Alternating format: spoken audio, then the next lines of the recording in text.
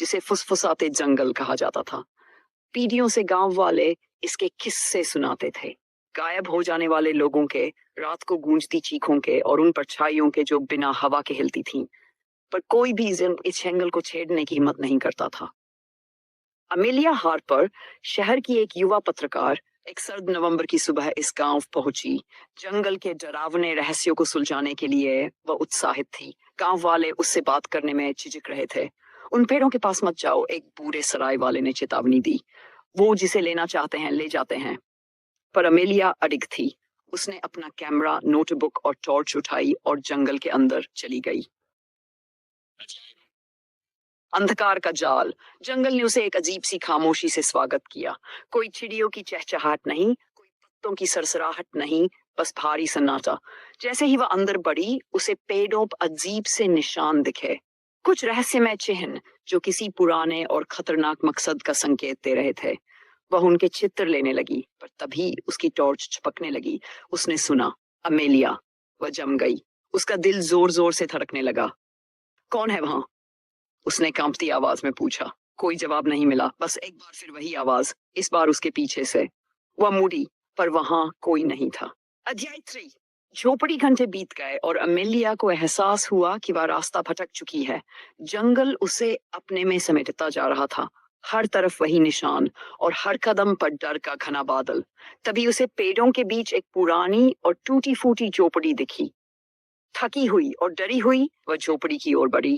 झोपड़ी के अंदर हवा भारी और सड़ी हुई थी। एक टूटी फूटी मेज, एक पुरानी कुर्सी और एक धूल से भरा लालटेन पड़ा था।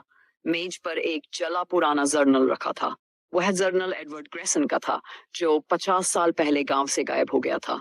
उसने उसमें जंगल की आवाजों, चलती परछाइयों और एक रहस्यमय ताकत गूंज का जिक्र किया था।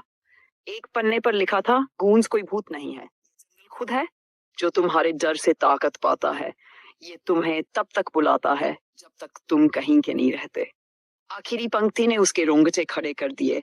अगर तुम्हें अपनी ही आवाज वापस बुलाए तो भाग जाओ, मत रुकना, मत सुनना, क्योंकि तब तक बहुत देर होगी। पहला सामने का दरवाजा अचानक जोर से खटका। वह दिल तेजी से धड़कने लगा। दरवाजा धीरे धीरे चमड़ाते हुए खुला, पर बाहर कुछ नहीं था। जैसे ही उसने बाहर कदम रखा, उसने देखा कि उसके अपने पैरों के निशान झोपड़ी से बाहर जा रहे थे, जबकि उसने अभी वहां से बाहर कदम रखा ही था। अमेलिया। इस बार आवाज उसकी अपनी थी। वही स्वर, वही लहजा। परछाइयां हिलने लगी और फिर एक आकृति बनी। एक परछाई जो बिल्कुल उसकी तरह दिखती थी। अमेलिया ने चीखते हुए भागना शुरू किया। पीछा। जंगल के रास्ते धुंधले हो गए। पीछे से फुसफुसाहटें तेज हो रही थीं। उसका नाम कई आवाजों में पुकारा जा रहा था। वह दौड़ती रही, पर जमीन उसके नीचे खिसकने लगी। वह गिर पड़ी और उसकी टॉर्च दूर जा गिरी। अंधेरे में उसने कदमों की आहट सुनी। आकृति फिर सामने आई। ये उसकी ही तरह दिखती थी, पर उसकी आंखें हल्की हल्की चमक रही थी और मुस्कान डरावनी थी। हमारे साथ रहो, उसने अमेलिया की आवाज में कहा। डर और हिम्मत के बीच अमेलिया ने टॉर्च उठाई और उसकी तरफ रोशनी फेंकी। वह आकृति सिसकारियों के साथ पीछे हट गई और अंधेरे में गुम हो गई।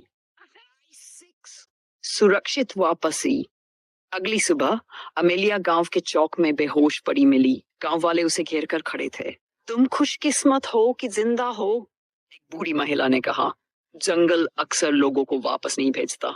अमेलिया ने उन्हें जंगल की भूतिया घटनाओं के बारे में बताया, लेकिन वह बस सिर हिलाकर चुप हो गए। गूंज ने तुम्हें छोड़ दिया, सराय वाले ने फुसफुसाया, पर हमेशा के लिए नहीं। अमेलिया शहर लौट गई, पर डर का साया उसके साथ रहा। बस में बैठी उसने खिड़की के शीशे में अपनी परछाई देखी। उसकी परछाई मुस्कुरा रही थी, पर अमेलिया की मुस्कान कहीं गायब थी। डरावने अनुभव के बावजूद अमेलिया फुसफुसाते जंगल की गुत्थी सुलझाने के लिए बेताब थी। उसने दर्जनों गायब हुए लोगों की कहानियां खोज निकाली, जो सब जंगल से जुड़ी थीं। हर कहानी में एक ही बात थी, अपनी आवाज सुनने का अनुभव। फिर एक दिन उसने फिर से जंगल जाने का फैसला किया। इस बार उसने 3 लोगों को अपने साथ लिया। एक इतिहासकार, एक रहस्यमय घटनाओं का विशेष और एक कैमरामैन। जंगल का दिल, जंगल ने उन्हें धीरे धीरे अपने जाल में फंसाना शुरू कर दिया। पेड़ों के चिन्ह जीवित से लगने लगे और समय का हिसाब बिगड़ने लगा। वे जंगल के बीच में एक पत्थरों का घेरा पाए। हर पत्थर पर अजीब से प्रतीक खुदे थे। ये बलि का स्थान है, इतिहासकार डॉ हार्पर ने कहा। यह जगह इंसानों के लिए नहीं बनी। तभी उन्होंने एक आवाज सुनी, बचाओ। ये कैमरामैन की आवाज थी। वह आवाज की ओर दौड़ा। बाकी लोग उसे रोकते रह गए। कुछ क्षण बाद उसकी चीखें जंगल में गूंज उठी। सिर्फ अमेलिया, डॉ हार्पर और विशेषजन लिसा ही बचे थे। रात हो गई और जंगल की परछाइयां जीवंत हो उठी। लिसा ने अपने उपकरणों से गूंज से बात करने की कोशिश की। हमारे पास आओ। परछाइयां इंसानी आकृतियां लेने लगीं। लिसा के सामने उसकी मृत भाई की परछाई खड़ी थी। वह रोने लगी और उस परछाई की ओर चल पड़ी। लिसा, रुक जाओ, अमेलिया ने चिल्लाया, लेकिन लिसा गुम हो गई। आखिरकार अमेलिया और डॉ हार्पर जंगल के बीचों बीच पहुंचे। वहां एक विशाल प्राचीन पेड़ था। उसकी छाल पर वही निशान थे और उसकी जड़ें धड़क रही थीं जैसे उनमें खून बह रहा हो। पेड़ से एक आकृति उभरी। यह अमेलिया की परछाई थी। तुम हमें यहाँ लाई हो, वह मुस्कुराई, और अब तुम भी हमारी हो। नेक्स्ट एपिसोड के लिए लाइक करें और